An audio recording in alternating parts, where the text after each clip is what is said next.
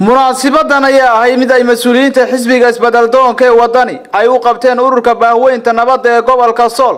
ay hogaaminayso Marwa Carfi Jaamac oo maanta si weyn loogu soo dhaweeyay xisbiga isbeddeldoonka ee Wadani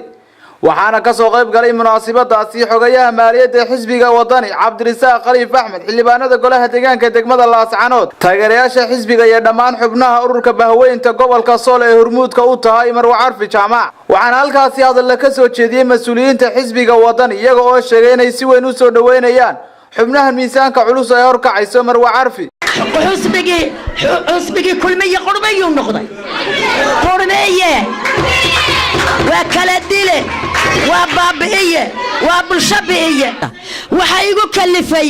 inaan xisbiga Wadani aan hoggaanka u qabto waxa igu kalifay markii lacagtaydii anigu aan iska lahaa ee kiradayda ahaa ee aan ku shaqaynayay iyo taan ugu shaqaynayay iyo taan ku caawinayay iyo taan meel walba ku marayay markii la isiin waayay waxaan idin leeyahay xisbiga Wadani xoog iyo xoolo inaynu isla barbar taagna ma tahay anigu waxay geedhan isaan ku wareeg maama Carfi iyo garabka haweenka iyo garabkeedii nabadda maama Carfi sida aad ogtihiin waa qof culus oo gobolka ku culus ugu yaraan 4 xafiis oo ay leedahay ayaa ku soo wareegay xisbiga Wadani maama Carfi aad iyo aad baan u soo dhaweynaynaa iyada iyo garabka haweenka ee taageeraya Carfina nin garanaya ma xumeeyo nin aan garanayn ba Carfi xumeeya nin Carfi garanaya ma xumeeyo annaguna waxaan u ballan qaadaynaa hadaan xisbiga Wadani nahay Carfi iyo dad kale oo abaal laba in abaalkooda insha Allah loo gudi doono waxaan halkan idinka sheegayaa walaalayaal in aan ahaa xubin kamid ah xubnihii kulmiye una shaqayn jiray muddada dheer ee faraha badan u soo shaqaynayay una soo halgamay waxaan u soo digay rogtay xisbiga cadaaladda ku shaqaynaya ka maanta soo galay iyo ka bilaabayna ay isku xuquuqda yihiin saldhigan waa saldhigii ugu dambeeyay kulmiyaha kaga dhacdo xabaddu maradii Carfi noo soo gashay maanta waxaan aaminsanahay maanta saldhigii ugu dambeeyay inaynu ka qabsano kulmiye sida uu sheegay ninkii madaxtooyada joogay ee afkiisa aad ka maqlayseen habeendood inuu meesha guul daradana waa laga hayaa meesha guushana waa loo soo hayaa geesiyada u soo hayaa geesiyada Carfi waa ugu soo horeysa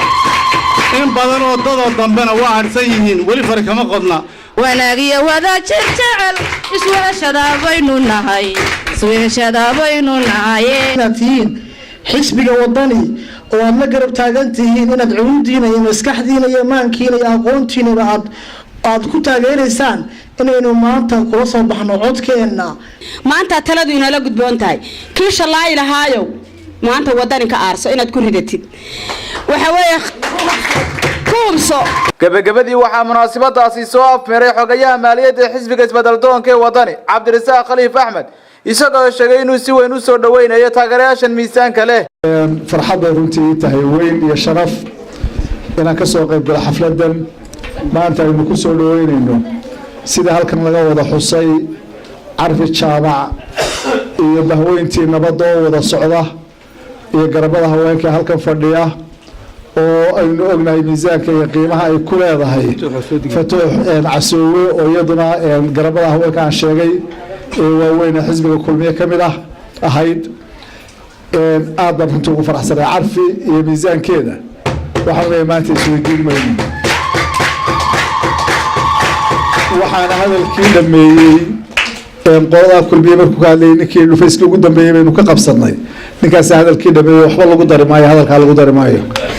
insha Allah taala waxaynu rajaynaynaa insha Allah taala guul idinkana soo dhawaada baanu idin leenahay sida hadda loo sheegay xisbigu waa xisbi ay u sinaan doono idinka oo maanta yimid iyo kuwii bilaabay ururnimada ka soo saaray iyo kuwii xilliyadii dhexe yimi ay isku ugu sibayeen xuquuq isku mid ah ku leeyihiin Maxamuud Aadan Askar Maxamuud Kubiiray Somali News TV Laascaanood